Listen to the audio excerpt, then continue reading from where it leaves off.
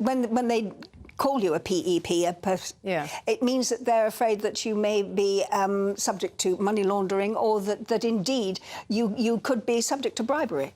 Exactly. So for me, the bank refused to give me. They wrote this awful thing: "We will not even speak to you," and I was terrified. I'm on my own. I didn't sleep. I just hysterical, because you cannot operate. We live in a digital world. You cannot operate without a bank account.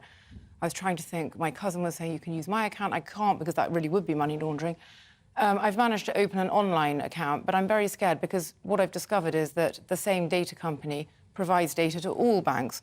And I fought and fought and fought. And then, funnily enough, when I'd done my first bit of publicity, one of the data companies I'd applied to, you can apply for an access request, suddenly responded. And this, to me, was shocking. Their results are based on 3 Daily Mail articles and 1 Russian article. I live in Monaco, and I'm married to the father of my children. Who is Russian? Who is Russian. Not sanctioned, by the way, but both of them, I wrote back immediately, I went, "This is insane. You can check the electoral roll, you can check my HMRC." You don't live in Monaco, you live in London. I live in Wandsworth. I have visited Monaco maybe 3 times. I never lived there, never been written that I lived there, just that I'd been there. And it's extremely public information that the father of my children left the UK in 2015. He's never sent me a payment. And NatWest and I wrote to the data company and I said, "This is completely untrue." And they said, "OK, fine, we'll remove it." And I said, you can so likely literally destroy my life. And 5 million other people, by the way. There are 5 million people on this World Check data list who don't know anything about it. I was lucky that through the sort of through the media, I was able to get access, I feel. I think they would have ignored me otherwise. And I've been able to write it, but just so lightly and casually, with the most flimsy of... You know, my children could research better than that. Yeah, I mean, we should say, I mean, immediately I say the name Tolstoy, immediately people will remember that, of course, one of your ancestors wrote War and Peace, that Nikolai Tolstoy, who's your father, isn't he? He is someone who is a historian and also has worked in politics. And the father of your 3 children is Sergei Pugachev, who is a very close friend of Putin. Well, very publicly that he's very not. publicly. No, but he's not a friend. But also an oligarch, said to be an oligarch. That with all of that kind of background, were you surprised that they actually took all of that kind of information and used it against you? Yes, I was, because I've had an account with NatWest since 2016, which is after Sergei left the UK. I have said to the bank, go through my transactions, prove to me that Sergei has not made 1 payment for maintenance of our children. Never, never, never. And they can't find... There's no transaction they could find. So all my transactions are completely transparent. I run my work through 2 companies on Companies House. I pay my taxes. I use an accountant. It is totally transparent, but they didn't bother. And I wrote, you know, I said, I have 3 children who 100% depend on me. You're really, really impacting on a lot of lives here. And they just said, "We don't care, we won't discuss it." Yeah. And then said, "We'll send you a cheque in the post with your remaining money with us." Which is £12,000, as I understand yes, and maybe in 60 days. And I said, "Well, what if I don't have a new bank account? How do I cash this cheque? What do I do?" But you have got a new bank account. Well, I have got this online. So what has happened now? So now I have this online account, but I live in absolute fear that I will get a letter through the door saying, "You can't bank with us." And then... what do you do in this day and age? And I mean, I'm smiling about it now, but I have cried, you know, really, really anxious. Wouldn't be able to run my business. How do I bring up my children? And... As I understand it, the government needs to make an intervention here. What chance do you think there is of people like you and others like you, as you say, 5,000 on a similar register? 5 million.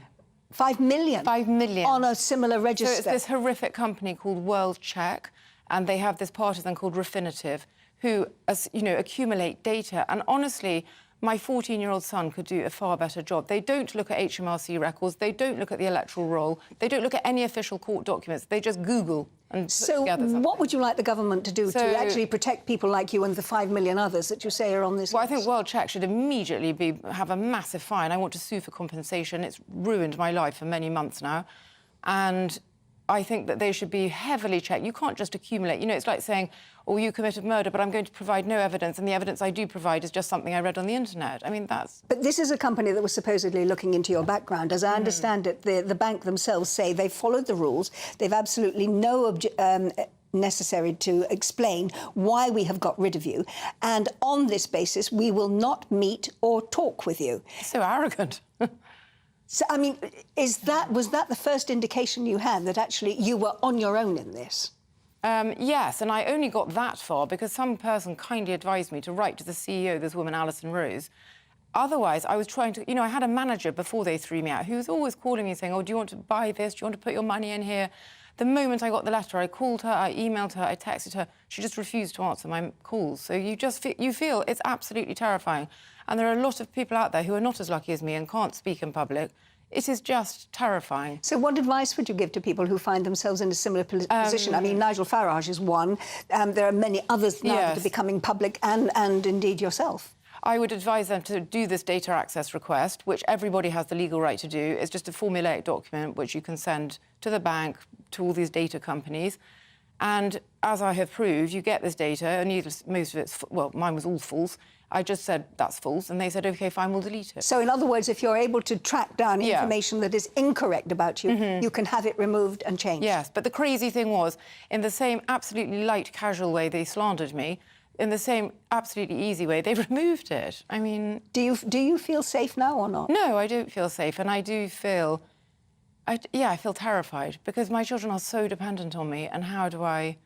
You know, and I feel my work is going abroad, and when I was abroad, I was so frightened because my money was just sitting in NatWest, and they'd closed my... I didn't know what to do because I couldn't contact them or...